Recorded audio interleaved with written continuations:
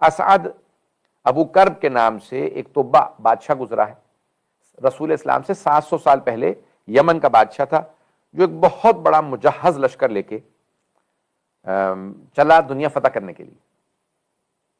سننا چاہیں گے؟ یہ تقریباً بہت بڑا لشکر لے کے چلا، اور اس میں کہہ لیں کہ کئی ہزار علماء تھے، یہ اپنے ساتھ علماء لے کے چلا، بڑے بڑے قابل علماء لے کے چلا۔ خود اس کے متعلق البدایۃ والنہایہ ابن کثیر نے لکھا کہ مشرک تھے، یعنی ابتدائی طور پہ، اور بت پرست جو طبہ تھا، اور خود ابرہہ جو تھا وہ بھی طبہ تھا، یعنی یمن کا بادشاہ تھا، اور وہ بھی لیکن وہ ابرہہ کے نام سے مشہور ہے، جو مشرک یعنی کہہ لیں کہ وہ خانہ کعبہ کو ڈھانا چاہتا تھا۔ یہ بھی بہرحال چلا، اب 80,000 کا یا 4 لاکھ کا، جو بھی، مجھے اس سے بحث نہیں ہے، تاریخ میں میں نے متعدد اختلاف دیکھا ہے۔ 6,000 بعض علماء، بعض نے کہا، بعض نے کہا کہ 2 یہودی بڑے عالم ساتھ تھے اس زمانے میں، یہودی کیونکہ مذہب دنیا میں رائج تھا، تو مختلف مذاہب و ادیان کے علماء کو لے کے چلا، بہت بڑا لشکر لے کے چلا کہ میں دنیا فتح کروں گا، 4 لاکھ کی فوج بنائی، اور جس میں بڑے بڑے طبیب تھے۔ اور جب راستے سے چلا یمن سے، تو یمن کیونکہ جزیرہ نما ادھر افریقہ ہے، یہ پورا سمندر کے پار کرنے کے بعد ان کو حجاز سے گزرنا پڑتا ہے، تو یہ آیا مکے۔ جب مکے پہنچا تو اس نے خانہ کعبہ کو دیکھا، اور اس نے کہا بھئی یہ کیوں آتے ہیں یہاں؟ یہ لوگ سب احترام کرتے ہیں اس کعبے کا، حضرت ابراہیم اور حضرت اسماعیل نے بنایا تھا۔ ہم نے پہلے عرض کیا کہ امام صادق فرما گئے کہ سب سے پہلے جناب آدم نے بنایا تھا۔ تجدید کی تھی جناب ابراہیم و اسماعیل علیہ السلام نے، لیکن انہی کو بانی کہا جاتا ہے۔ بہرحال تو کہا یہ ان کے جد، یہ جو عرب ہیں ان کے جد حضرت ابراہیم تھے، انہوں نے بنایا تھا، اور یہ لوگ اسے تعظیم کرتے ہیں۔ بہرحال مشرکین بھی آتے تھے، وہ اپنے بتوں کو لے آتے تھے اور طواف کرتے تھے بغیر لباس کے۔ تو بہرحال اس نے دیکھا، کہا کہ بھی اس طرح کا کعبہ میں وہاں بناؤں گا۔ پہلے اس کے ذہن میں آیا اس کو ڈھا دوں گا، اس کے ذہن میں خیال آیا، اس نے اس کا اظہار نہیں کیا، اور وہ بیمار ہو گیا بہت سخت طبہ۔ جب وہ بیمار ہو گیا تو اس کے طبیبوں کو بلایا گیا کہ اس کا علاج کرو۔ ایک طبیب نے آ کے کہا کہ اس کا علاج، دوسرے نے یہ وہ کرتے کرتے ان میں سے ایک طبیب نے کہا حضور لگتا ہے کہ آپ نے کچھ یعنی روحانی گناہ کیا ہے، آپ کے جسمانی لحاظ سے کوئی بیماری نہیں ہے، آپ سالم ہیں، تو آپ کسی طبیب کے بجائے کسی عالم کو ملاقات کیجیے، اس سے پوچھیے آپ کا مسئلہ کیا ہے۔ بات پہنچ رہی ہے؟ تو اب طبیب کو دکھانا بند کیا، اس نے کہا ذرا علماء کو بلاؤ۔ ان میں سے سب علماء آ کے بیٹھے، ان میں سے کوئی بہرحال کچھ اس زمانے میں بھی عرفاء تھے جو واقعاً حضرت موسیٰ اور حضرت داؤد کے راستے پہ چل رہے تھے۔ تو کہا بھئی کیا معاملہ ہے؟ میں بہت زیادہ بیمار ہو گیا ہوں اور مجھ سے اٹھا ہی نہیں جا رہا ہے، میری صحت ختم ہو گئی ہے، مجھے لگتا ہے میں اتنا طاقتور کہ میں پوری دنیا سے لڑنے کے لیے نکلا تھا، اور آج لگتا ہے جیسے طاقت ہی نہیں ہے، جسم ختم ہو چکا، اندر طاقت ہی محسوس نہیں کر رہا ہوں، بیٹھ نہیں سکتا ہوں۔ تو ان میں سے ایک عالم نے کہا کہ حضور لگتا ہے کہ آپ نے اس گھر سے متعلق، کعبے سے متعلق کوئی بری نیت کر لی ہے۔ اگر آپ کوئی بری نیت رکھے ہوئے ہیں تو اپنی نیت سے منصرف ہو جائیں، انصراف کریں، پلٹ جائیں اور توبہ کریں، کیونکہ یہ گھر جو ہے وہ حضرت ابراہیم نے بنایا تھا، یہ گھر مقدس گھر ہے، یہ مقدس سرزمین ہے، اور یہودیوں اور یہ سارے عربوں کے سب کے جو دادا ہیں حضرت ابراہیم۔ اس نے کہا ٹھیک ہے آپ جا سکتے ہیں۔ اس نے توبہ کی، اس نے کہا پروردگارا واقعاً اگر یہ تیرا گھر ہے تو اس سے منسوب ہے کہ تیرا گھر، اگر تیرا گھر ہے تو میں توبہ کرتا ہوں، اور صرف توبہ ہی نہیں کرتا بلکہ میں اس کعبے پہ غلاف چڑھاؤں گا، اسے غسل دوں گا اور اس پہ غلاف چڑھاؤں گا، تو مجھے صحت دے دے۔ اگلے دن جب صبح اٹھا تو بالکل صحت یاب تھا۔ اچھا، البدایۃ والنہایہ والے کہتے ہیں کہ خواب میں اسے بشارت ہوئی کہ اس پہ غلاف چڑھاؤ، تو پیغمبر اسلام نے فرمایا ہے کہ سب سے پہلے جس آدمی نے خانہ کعبہ کو غلاف چڑھایا ہے وہ طبہ تھا۔ یہ جو غلاف کعبہ جسے کہا جاتا ہے، ستر کعبہ، کساہا، کسوت کعبہ جسے کہا جاتا ہے، یہ خود فقہی احکام ہے کہ اسے جیسے آپ کہتے ہیں وضو کرایا جاتا ہے، اس کو غسل دیتے ہیں، خانہ کعبہ کو غسل دیتے ہیں، اور پھر اس کے بعد نیا اس کا سیاہ لے۔ تو سب سے پہلے اس طبہ نے اسے غلاف چڑھایا، ایک کسوت کعبہ کا جو عمل تھا، غسل دیا، اور پھر اس نے خواب دیکھا، بقول ابن کثیر کے دوبارہ خواب دیکھا کہ نہیں اس سے بہتر کرو، اس سے بہتر کرو، کرتے کرتے اس نے تیسری دفعہ میں بہت خوبصورت غلاف جس کے اوپر سونے کی تاروں سے کام ہوا تھا، وہاں پہ کچھ برتن رکھے، اور اس نے وہ سب سے پہلے اہتمام کیا، اور وہ سارا کا سارا اہتمام طبہ۔ اور اس لیے سرور کائنات کی حدیث ہے اہل سنت کی کتابوں میں بھی، اور میں نے اپنی بھی بعض تفاسیر میں یہ حدیث دیکھی ہے، لا تسبوا الطبہ، کہ سرور کائنات نے کہا کبھی طبہ کو گالی نہ بکنا، لأنہ اول من کسل کعبہ، کیونکہ وہ آدمی وہ تھا جس نے سب سے پہلے کعبہ پہ، خانہ کعبہ پہ غلاف چڑھایا۔ بات پہنچ رہی ہے نا حضرات؟ اور دوسرے مقام پہ ہے کہ لِأَنَّهُ آمَنَ بِي، کیونکہ وہ یا اسلمہ، اور وہ سب سے پہلا وہ یعنی وہ آدمی ہے جو میرے آنے سے پہلے، اس دنیا میں آنے سے پہلے مجھ پہ ایمان لے آیا تھا۔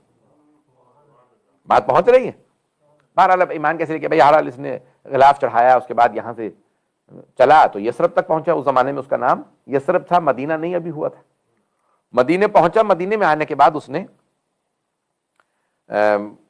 جو بنی نذیر سے، بہرحال بنی قریظہ کے ساتھ ایک گفتگو ہوئی کہ یہودیوں سے ہمارا معاہدہ تھا، یہاں پہ جنگ ہو رہی ہے تو میں اس شہر کو خراب کر دوں گا، ڈھا دوں گا، اور یہ جتنے بھی یہاں پہ کفار ہیں ان سب کو مار دوں گا۔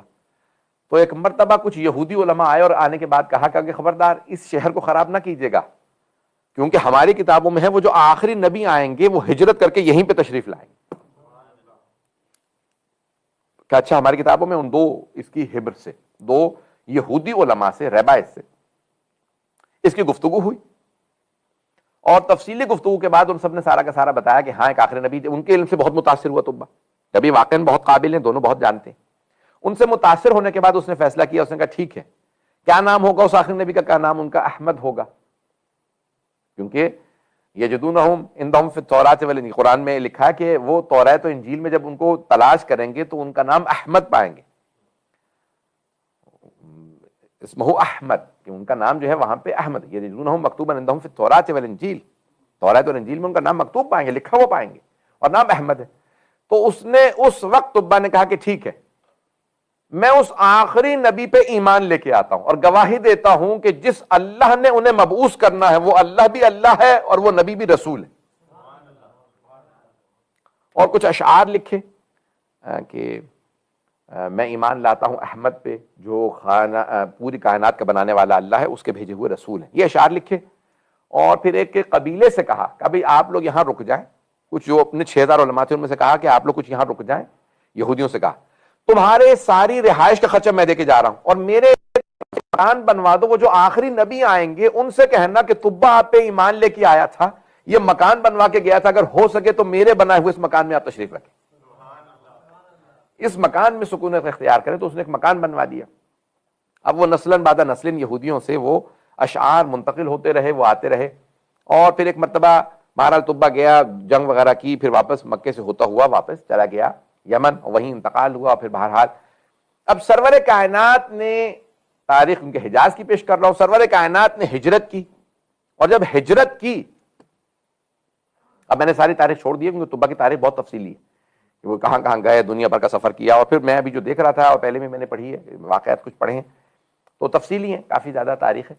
تو طبہ نے بہرحال یہ دنیا جو ہے فتح کرنے کا پورا عمل تو کسی کے نے بھی انجام نہیں دیا، لیکن کافی آگے تک وہ جنگ کرتے ہوئے گئے، کافی دنیا فتح کی، اس کے بعد پھر فیصلہ کیا میں یمن واپس جاؤں گا، وہیں انتقال ہوا، اور ان کا پھر پورا شجرہ لکھا بنی نذیر کا۔ یہ بہرحال تو بہرحال وہ بہت سے علماء وہاں رک گئے، اور اگر آپ دیکھیں تو عیسائی اس کے بعد پھر آئے، عیسائی بھی وہیں آ کے بسنے لگے اطراف میں، اور قرآن کہتا ہے کہ یہ سب کے سب کہتے تھے کہ ہم اس پہ ایمان لے آئیں گے، اور جب وہ آ گئے تو اولا کافر بہ، تو سب سے پہلے اس آخری نبی کا انکار کرنے والے یہی یہودی اور عیسائی بنے جو کہتے تھے ہم ایمان لے آئیں گے۔ کیوں آ کے بسے تھے مدینے میں؟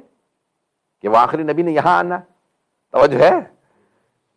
جیسے ہم سے ایک صاحب کہنے لگے کسی ملک میں، نام نہیں لیتا کہ کون سے ملک میں، کہاں مغربی ملک کے اندر، کہنے لگے، میں نے کہا بھائی کیا کہاں ہیں آج کل آپ نظر نہیں آ رہے مجالس میں؟ تو کہنے لگے میں منتقل ہو رہا ہوں، ٹورنٹو سے جا رہا ہوں میں پتہ نہیں کہاں۔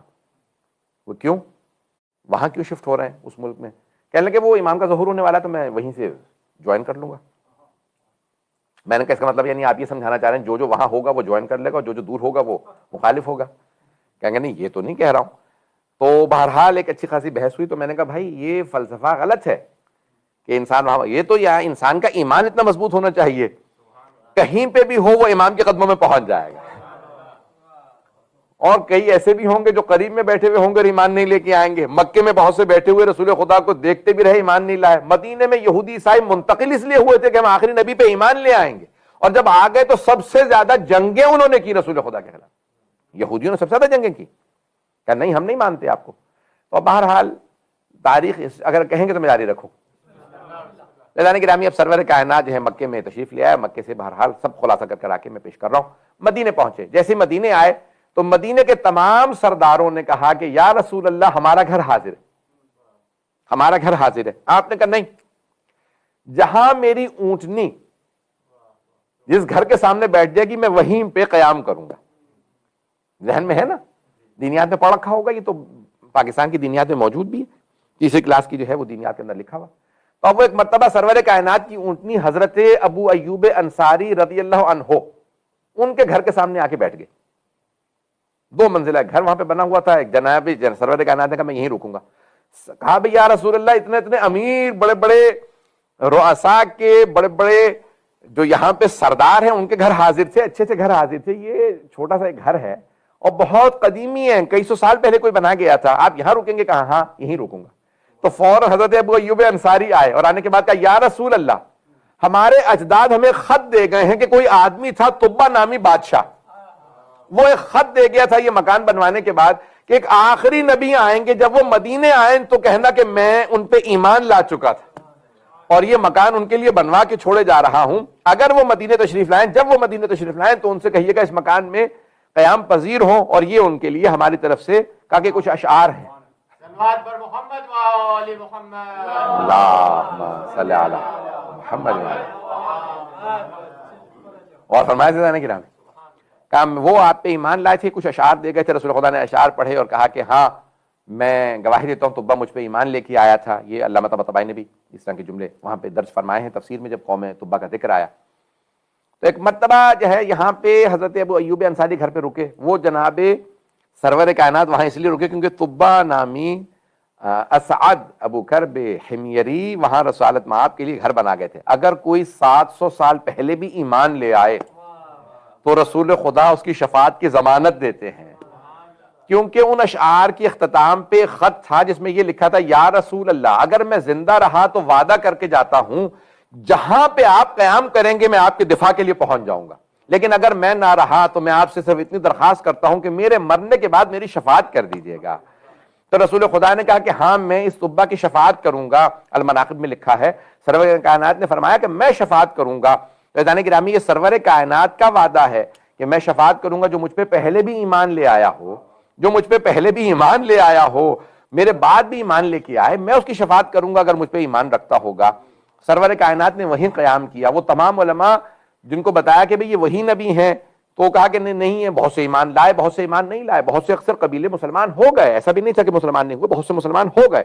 حضرت ابو ایوب انصاری اور دیگر جو علماء بہت سے وہاں پہ موجود تھے سب ایمان لے آئے. تو عزیزان گرامی, یہ مدینے کی تاریخ ہے.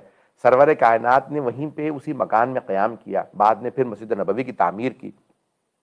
اور یہ جو تعمیرات کا کام ہے سرور کائنات نے اس پیارے انداز سے کیا ہے کہ اس کی سادگی کو باقی رکھا, اس میں روحانیت کے اوپر زیادہ توجہ دی ہے. اور یعنی بہرحال جو ہم بنائیں, کوئی بھی چیز بنائیں وہ اچھی بنائیں, لیکن اس کے اندر روحانیت کا ضرور عنصر ہونا چاہیے. اس میں روحانیت کا عنصر بہت ضروری ہے کہ جہاں آپ جائیں اور آپ کو روحانیت محسوس ہو. دیکھیں یہ ہم امام بارگاہوں کو, مساجد کو سجاتے ہیں, کیوں کہ ہم ہمارے گھر سجا رکھیں تو اس سے زیادہ اچھا, تو یہ اللہ کا گھر ہے, امام کا گھر ہے, اس کو سجانا ہم پہ لازم واجب ہے, ضروری ہے, لیکن اس میں روحانیت کا عنصر ہونا بہت ضروری ہے. پتہ نہیں میں بات پہنچا پا رہا ہوں یا نہیں. یعنی اسسا الگ تقوی, یہ جو قرآن کی آیت ہے کہ مسجد یعنی وہ مسجد کی جس کی بنیاد تقوی پہ رکھی گئی ہو, تقوی پہ رکھی گئی ہو, وہ اللہ کو زیادہ عزیز ہوتی ہے جو سوائے بجائے سے کہ وہ جس کو دکھانے کے لیے. تو عزیزان گرامی, وہ چیزیں بقا اور دوام لے کے آتی ہیں جن کی بنیاد تقوی پہ رکھی جاتی ہے.